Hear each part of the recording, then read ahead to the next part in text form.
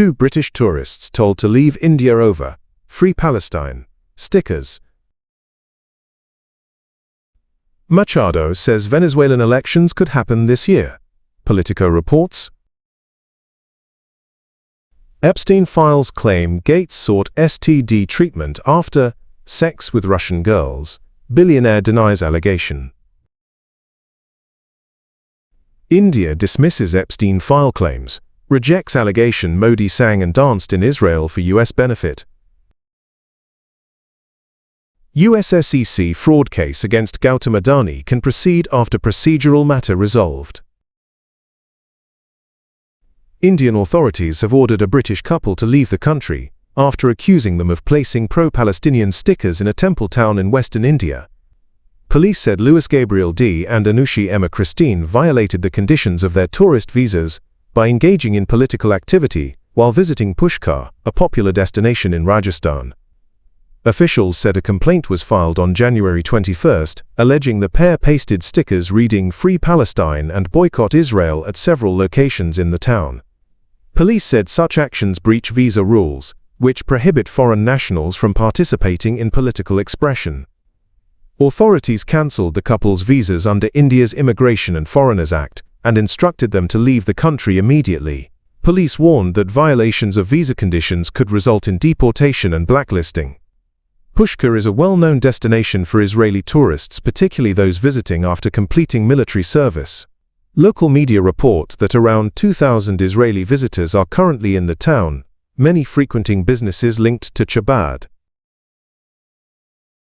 Venezuelan opposition figure, Maria Corina Machado, said she believes her country could hold new elections later in 2026 in an interview released on Thursday.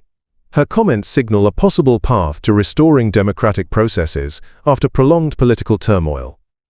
Speaking to Politico, Machado said a real transferring process with manual voting could be organized within 9 to 10 months, depending on when preparations begin.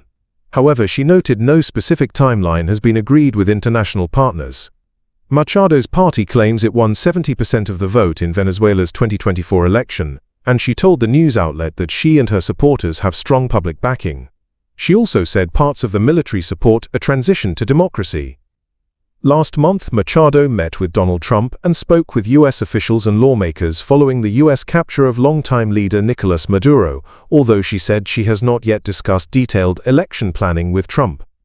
U.S. Secretary of State Marco Rubio has said Venezuela's new leaders are moving toward closer ties with Washington, but U.S. intelligence has questioned whether interim President Delcy Rodriguez is fully committed to key strategic changes, including cutting ties with U.S. adversary. Microsoft co-founder Bill Gates has strongly denied allegations contained in newly released documents linked to disgraced financier Jeffrey Epstein, calling the claims absurd and completely false. The allegations appear in a draft email attributed to Epstein that emerged after the U.S. Department of Justice released around 3.5 million pages of material from the so-called Epstein files. The email, dated 2013, claims Gates sought medication for a sexually transmitted disease allegedly contracted through sexual encounters. Gates' representatives rejected the claims outright, saying there is no factual basis for the allegations and no evidence of misconduct. According to media reports, the draft email was written in the voice of Boris Nikolic, Gates' longtime science advisor, and refers to events surrounding the breakdown of Gates' marriage to Melinda French Gates. Gates' spokesperson said the document instead reflects Epstein's anger after his relationship with Gates ended. The only thing these documents demonstrate is Epstein's frustration and his efforts to defame, the spokesperson said.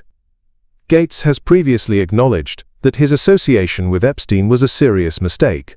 In a 2021 interview with CNN, he said he deeply regretted spending time with Epstein and lending him credibility.